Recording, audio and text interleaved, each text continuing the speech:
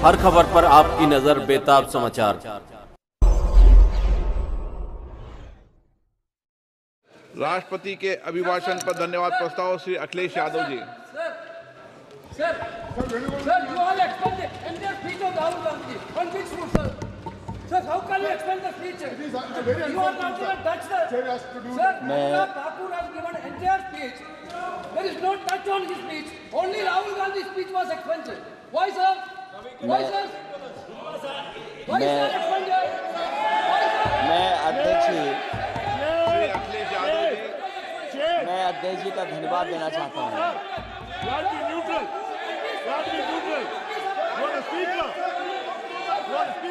अध्यक्ष महोदय,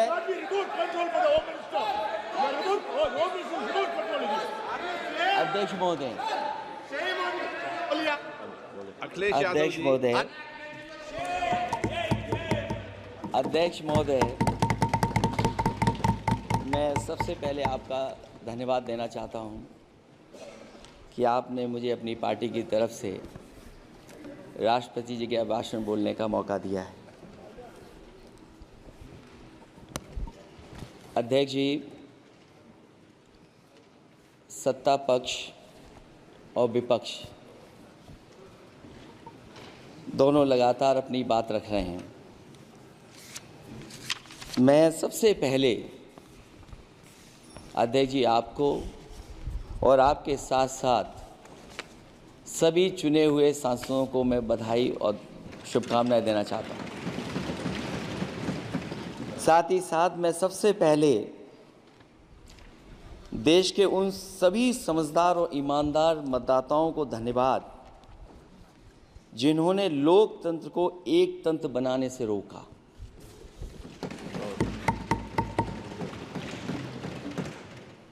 चुनाव के समय पर अध्यक्ष जी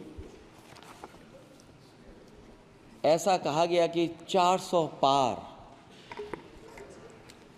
मैं समझदार जनता को फिर एक बार धन्यवाद दूंगा और मैं कुछ कहना चाहता हूं कि आवाम ने तोड़ दिया हुकूमत का गुरूर, दरबार तो लगा है पड़ा गमगीन में बेनूर है पर। अध्यक्ष महोदय, दरबार तो लगा है पर बड़ा गमगीन बेनूर है और पहली बार ऐसा लग रहा है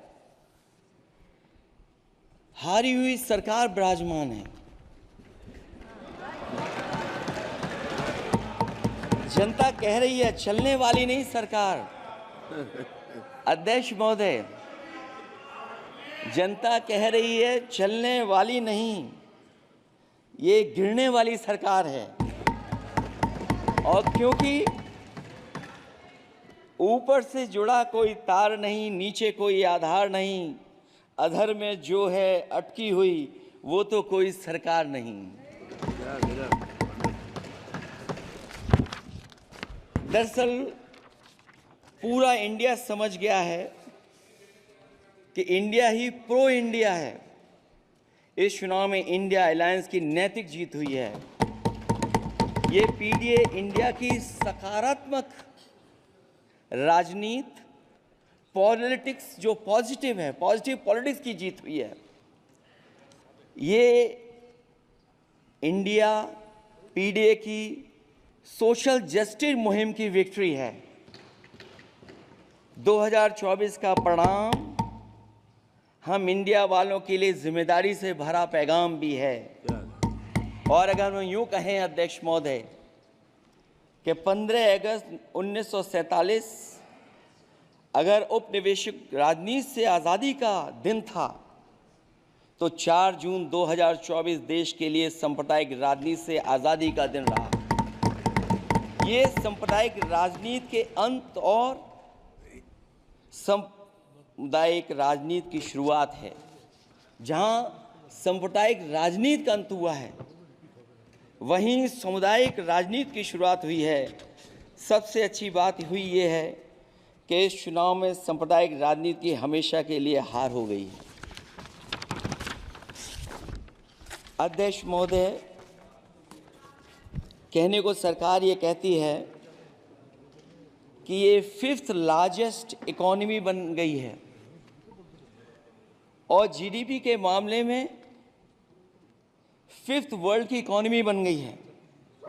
लेकिन अध्यक्ष मोदी, ये सरकार क्यों छिपाती है कि अगर ये हमारी सबसे लार्जेस्ट इकोनॉमी, अगर हम 5वें नंबर पर हैं, तो हमारे देश की पर कैपिटा इनकम, प्रति व्यक्ति आय हमारे किस स्थान पर पहुंची है।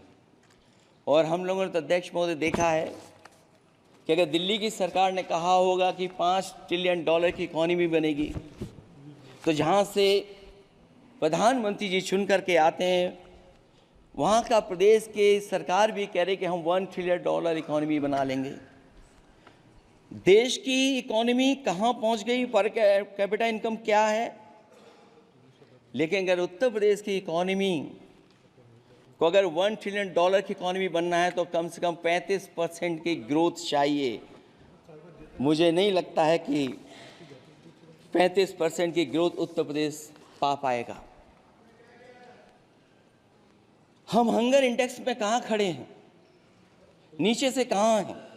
जो 5th लार्जेस्ट इकोनॉमी की बात कर रहे हैं, वो इनइक्वालिटी के पैरामीटर पे कहाँ खड़े हैं, वो हैप्पीनेस इंडेक्स में कहाँ खड़े हैं। और जो लोग चुनाव को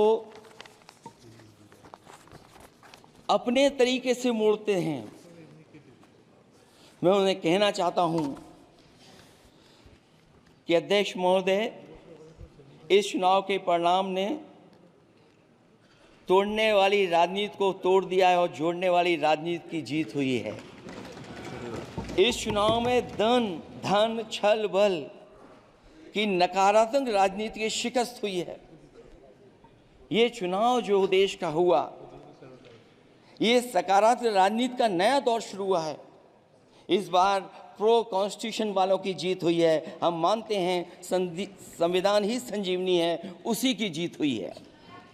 ये संविधान मंथन में संविधान रक्षकों की जीत हुई है। अब ऊपर से नीचे की राजनीति का अंत हो गया है। अब नीचे से जो समाज की जो आवाज़ उठेगी, वही राजनीति का आधार बनेगी। मैं कहना चाहता हूं कि देश किसी की व्यक्तिगत महत्वाकांक्षा से नहीं, जन आकांक्षा से चलेगा। मतलब अब मनमर्जी नहीं, जनमर्जी चलेगी। इस चुनाव का बड़ा पैगाम यही है।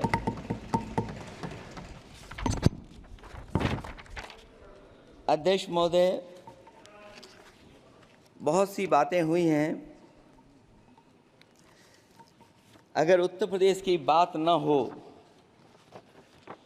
क्योंकि अध्यक्ष महोदय सबसे बड़ा प्रदेश जहाँ है, उसने हर बार दूसरे दल को समर्थन देकर के सरकार बनाई। मैं उन्हीं लोगों से कहना चाहता हूँ कि लोग क्यूटो की फोटो लेकर बनारस की गलियों से लेकर के गंगा जी तक ढूंढ रहे हैं। उनको लगता है जिस दिन माँ गंगा साफ हो जाएंगी, शायद उस दिन कहीं क्यूटो उसकी गोद में कहीं मिल जाएगा। बनारसी लोग चाहते हैं कि कोई गंगा जी के भी तल में उतरकर उसका दर्द भी जाने।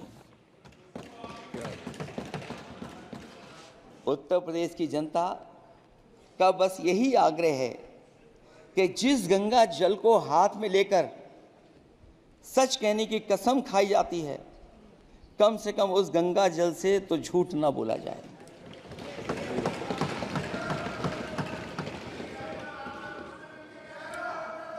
जहां विकास के नाम पर खरबों रुपए की लूट का राज खोलते भ्रष्टाचार के गड्ढे प्रदेश का नाम खराब कर रहे हैं, वहीं पहली बारिश में ही टपकती हुई छत और गिर चुकी स्टेशन की दीवार बेईमानी की निशानी बन गई है।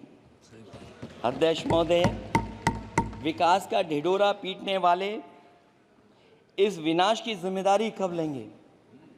और रही सच्चे विकास की बात, तो हमने जो सड़क बनाई उस पर हवाई जहाज उतरे थे और उत्तर प्रदेश की मुख्य नगरी में सड़कों पर नाव उतरी हैं। और अभी बारिश और हो जाएगी तो नाव से भी चलना पड़ेगा। यही स्मार्ट सिटी के जुमले का भी हाल है। न तो जाम से छुटकारा मिला, ना बुनियादी सुविधाओं से कोई निजात मिली, ना कोई बुनियादी सुविधाएं मिल पाई हैं। मुझे याद है अध्यक्ष महोदय, देश के प्रधान सांसद जी ने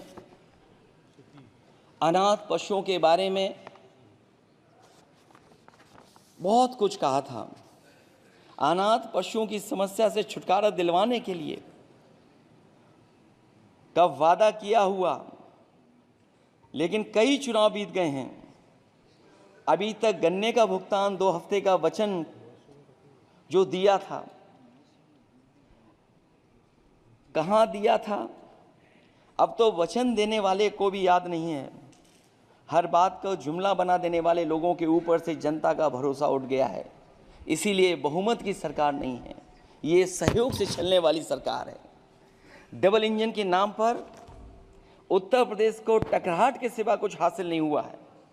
उत्तर प्रदेश में प्रभुत्व की लड़ाई 2 लोगों को आपस में लड़ा रही है, लेकिन उसकी मार जनता को सता रही है।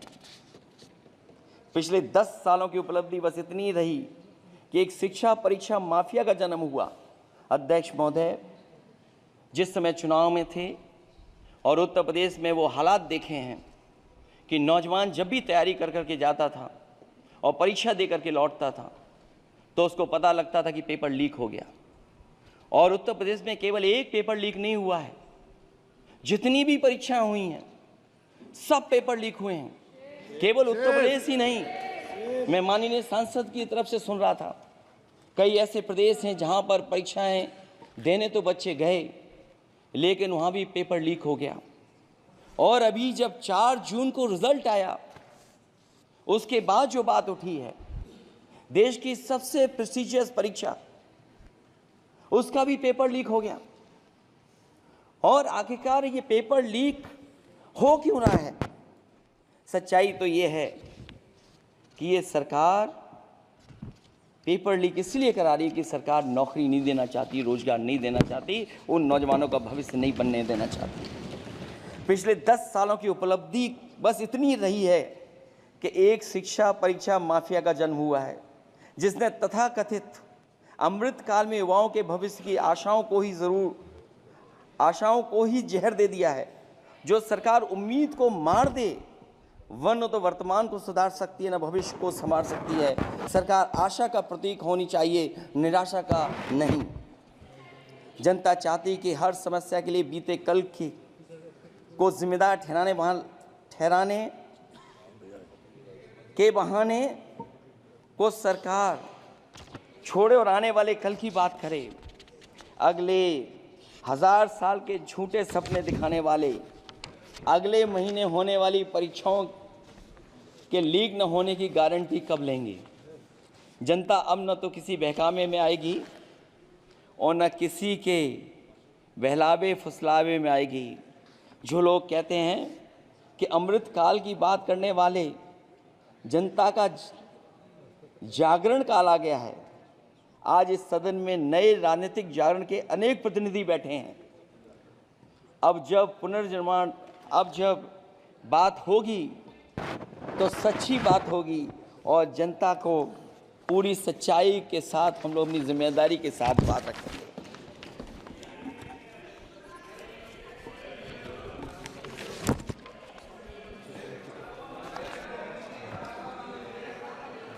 अध्यक्ष महोदय, एक जीत और हुई है, एक जीत और अध्यक्ष महोदय हुई है। मैं जानता हूं सत्ता पक्ष बैठे वाले लोग समझ गए होंगे। अयोध्या की जीत भारत के परिपक्व मतदाता की लोकतांत्रिक समझ की जीत है। और हम तो अध्यक्ष महोदय यही सुनते आए हैं, होए वही जो राम रची राखा, यह है उसका फैसला। अध्यक्ष महोदय, होई वही जो राम रची राखा, यह है उसका फैसला। जिसकी लाठी में नहीं होती आवाज, जो करते थे किसी को लाने का दावा, वो हैं खुद किसी के सहारे के लाचार।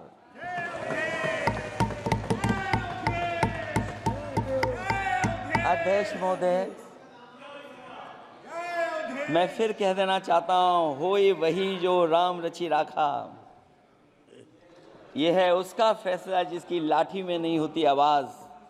जो करते थे किसी को लाने का दावा, वो हैं खुद किसी के सहारे के लाचार। हम अयोध्या से लाए हैं उनके प्रेम का पैगाम। हम अयोध्या से लाए हैं उनके प्रेम का पैगाम, जो सच्चे मन से करते हैं सबका कल्याण। सदियों में जन जन गाता है जिनके गान, अभय दान देती जिनकी मंद मंद मुस्कान, मानवता के लिए उठता जिनका तीर कमान। अध्यक्ष महोदय, जो असत्य पर सत्य की जीत का है नाम, उफनती नदी पर जो बांधे मर्यादा के बांध, वो है अवध के राजा पुरुषोत्तम प्रभु राम। हम अयोध्या से लाए हैं उनके प्रेम का पैगाम।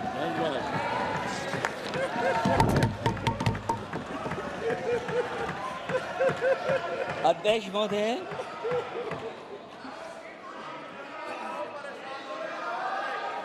अध्यक्ष महोदय, कुछ बातें हैं।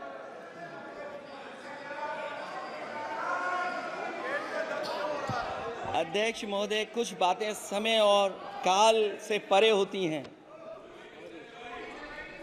इसलिए आज यहाँ उत्तर प्रदेश के सदन में पढ़ा गया एक शेर याद आ गया, जो तब सही था अब और सही साबित हो रहा है। इजाजत हो अध्यक्ष जी तो मैं अर्ज करूं। हजूरे आला आज तक खामोश बैठे इसी गम में। हजूरे आला आज तक खामोश बैठे हैं इसी गम में। महफिल लूट ले गया कोई जबकि सजाई हमने। योगी जी के लिए, योगी जी के लिए।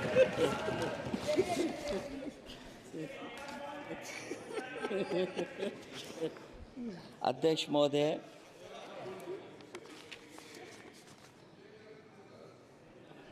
मैं मॉडल ऑफ कंडक्ट जब चुनाव हुआ, लागू हुआ, उस समय मैंने देखा कि कुछ लोगों पर मेहरबान रही सरकार और कमीशन भी। कई मैं बहुत डिटेल में नहीं जाना चाहता हूं अध्यक्ष महोदय, लेकिन कहीं ना कहीं प्रश्न उस संस्था पे भी लगा है, और अगर उस संस्था पर प्रश्न लगा है तो लगाने वाली सरकार की वजह से लगा है। इसलिए अगर निष्पक्ष होगी वो संस्था तो न केवल हमारा लोकतंत्र स्वस्थ होगा, बल्कि हमारे लोकतंत्र और मजबूत दुनिया में दिखाई देगा। अध्यक्ष महोदय, ईवीएम पे मुझे कल भी भरोसा नहीं था, आज भी नहीं भरोसा। मैं 80 के 80 सीट जीत जाऊं तब भी नहीं भरोसा। और मैंने अपने चुनाव में कहा था अध्यक्ष महोदय कि ईवीएम से जीत करके ईवीएम हटाने का काम करेंगे। न ईवीएम का मुद्दा मरा है, न जाएगा खत्म। जब तक ईवीएम नहीं हटेगी हम समाजवादी लोग उस बात पर अड़ग रहेंगे। उत्तर प्रदेश अध्यक्ष महोदय वो प्रदेश है जिसने सरकार बीजेपी की बनवाई, एक बार नहीं 2 बार बनवाई, और उसी उत्तर प्रदेश के साथ कितना बड़ा भेदभाव, उत्तर प्रदेश के साथ बड़ा भेदभाव। मुझे याद है वो दिन जब प्रधानमंत्री जी एयरफोर्स के सबसे भारी वाहन हवाई जहाज से उतरे थे सड़क पर। वो अलग बात है कि उस प्रदेश के मुख्यमंत्री उनके साथ नहीं बैठ पाए थे, लेकिन वो एक्सप्रेस वे जो बना था और आज भी जो उत्तर प्रदेश में बन रहे हैं वो उत्तर प्रदेश के बजट से बन रहे हैं। लेकिन दिल्ली की तरफ से कोई एक्सप्रेस वे अभी नहीं दिया गया है। न केवल इंफ्रास्ट्रक्चर में भेदभाव हुआ है, बल्कि हमें याद है कि प्रधानमंत्री जी ने बड़े पैमाने पे गांव गोद लिए थे। और सोचिए अगर देश के प्रधान सांसद अगर किसी गांव को गोद ले लें और उस गांव की तस्वीर न बदले तो शायद मैं नहीं समझता हूं कि किसी गांव की तस्वीर 10 साल में बदली होगी। मुझे वो गांव जिसको उन्होंने गोद लिया, जो प्रधानमंत्री जी की आदर्श योजना थी उसके तहत जो गोद लिया गया था गांव, वो 5 वर्ष पहले खूब शोर हुआ था कि बनारस शहर की तरह डोमरी में चमचमाने लगेगा एक गांव। हकीकत में कुछ नहीं हुआ। उसकी दुर्दशा वैसी की वैसी है, जैसे था गांव वैसा ही का वैसा है। टूटी सड़कें, कच्ची पगडंडियां, उखड़े और टूटे हुए ईंट के खंजे, बदहाल हैंडपंप, पावरलूम और पंखे के जाली के कारखाने को आखिर कब तक रफ्तार मिलेगी जो उस गांव में काम होता था, लोग करते थे। खाली पड़े रसोई गैस के सिलेंडर, अंधाधुंध बिजली कटौती के बीच इस गांव के लोगों को हर सुबह मजदूरी की कभी ना खत्म होने वाली तलाश आखिर कब पूरी होगी। तो सोचिए, एक गांव की तस्वीर ये है। जो गांव कभी गोद लिया गया था उस गांव की भी तस्वीर नहीं सुधर पाई है। जो भाजपा के स्मार्ट सिटी के झूठे सपने में गांव के लिए कोई जगह नहीं है। अपने गांव गोद लेने की जो बात कही थी, क्या वो भी जुमला था अध्यक्ष जी?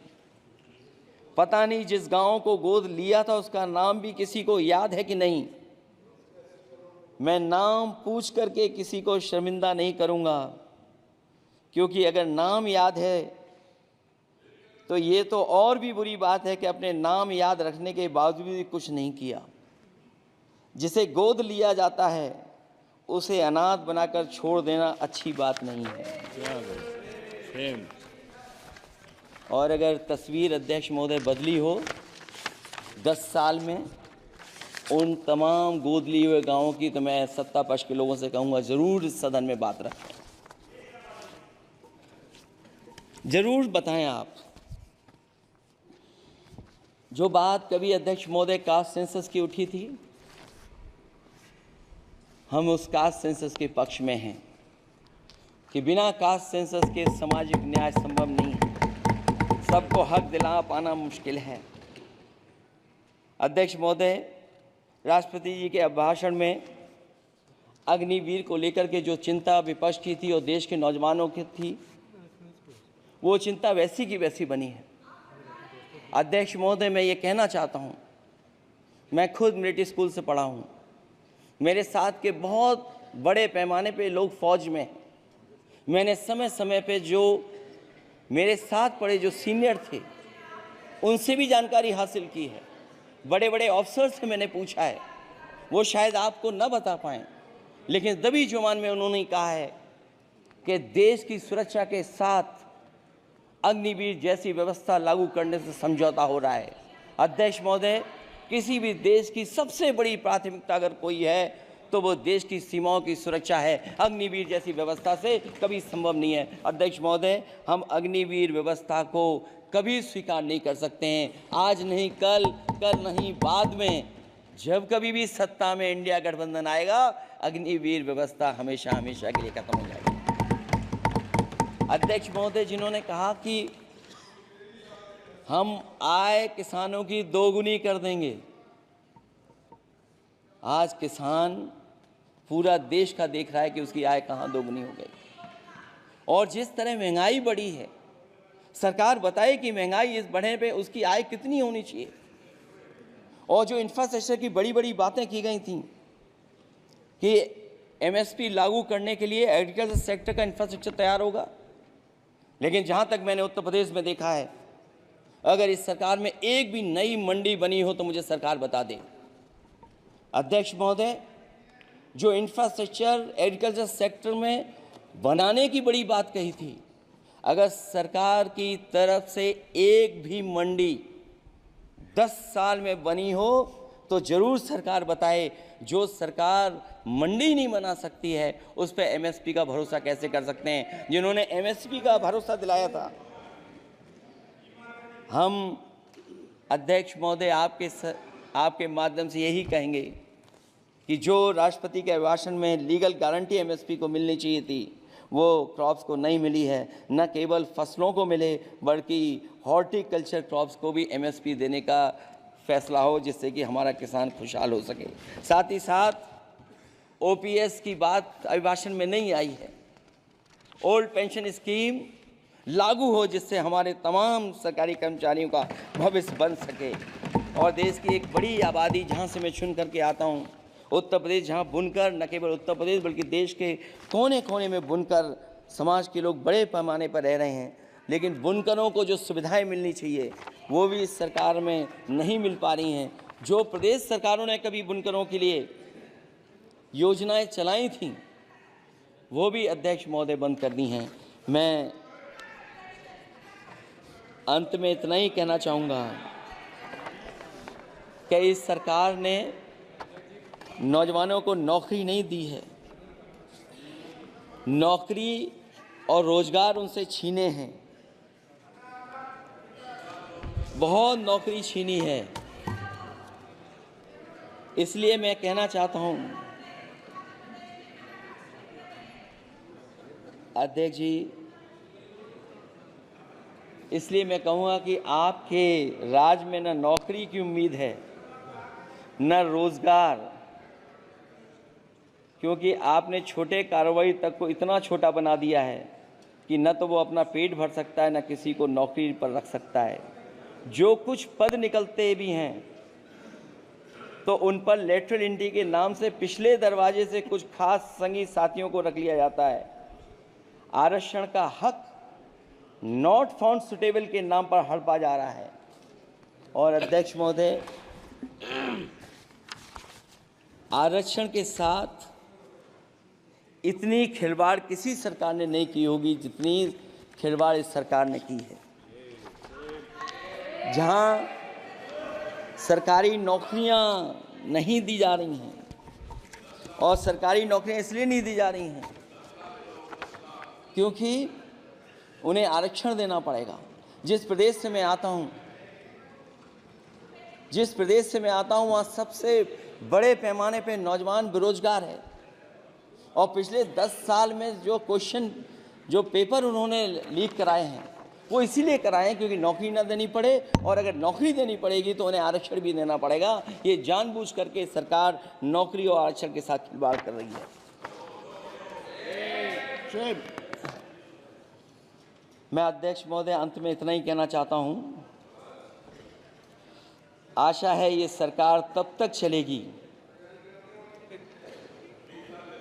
तब तक उसके केंद्र में इस देश का हर एक गरीब, शोषित, वंचित, पीड़ित, पिछड़ा, दलित, अल्पसंख्यक, आदिवासी, महिला, युवा, छोटा कारोबारी, ईमानदार, नौकरी पेशा, आम आदमी और कर्मचारी अधिकारी, मजदूर और किसान होगा, ना कि धनवान होगा। और शासन के आधार पर संविधान होगा। वह जुमलों की जगह सच में महंगाई, बेरोजगारी, भ्रष्टाचार, गरीबी, भुखमरी, सांप्रदायिक हिंसा, दलित व महिला उत्पीड़न, सामाजिक अन्याय जैसे मूलभूत मुद्दों का समाधान होगा। और भोजन, बिजली, पानी, दवाई, पढ़ाई जैसी बुनियादी ज़रूरतों के लिए कागजी योजनाओं की जगह सच में इंतज़ाम होगा। मैं एक बार फिर उत्तर प्रदेश की समझदार जनता द्वारा सबसे बड़ी पार्टी चुने जाने के साथ साथ इंडिया गठबंधन समाजवादी पार्टी या कांग्रेस को सबसे ज़्यादा सीटें जिताई, उसके लिए मैं उत्तर प्रदेश की जनता